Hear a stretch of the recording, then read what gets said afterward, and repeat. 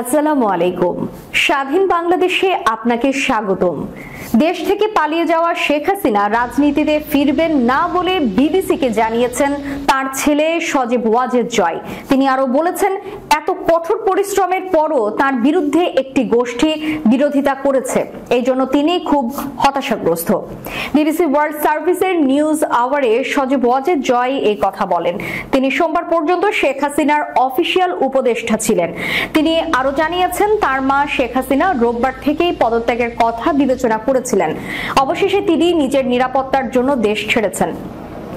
ক্ষমতায় তার মাকে সমর্থন করে জয় বলেন, তিনি বাংলাদেশকে ঘুরিয়ে দিয়েছেন। তিনি যখন ক্ষমতা নিয়েছেন তখন বাংলাদেশকে একটি ব্যর্থ রাষ্ট্র হিসেবে মনে করা হতো। এটি ছিল একটি দরিদ্র দেশ, কিন্তু সোমবার পর্যন্ত এই দেশটিকে এশিয়ার উদীয়মান অন্যতম এক টাইগার হিসেবে মনে করা হচ্ছিল। এই জন্য তিনি খুব হতাশ। বিক্ষোভকারীদের কঠোর হস্তে দমনের অভিযোগ প্রত্যাখ্যান করেছেন জয়। তিনি বলেছেন, রোববারও পিটিয়ে 13 জন পুলিশ সদস্যকে পিটিয়ে হত্যা করা হয়েছে। ফলে যখন লোকজন মানুষকে পিটিয়ে মেরে ফেলেছে তখন পুলিশ কি করবে বলে আপনি মনে করেন?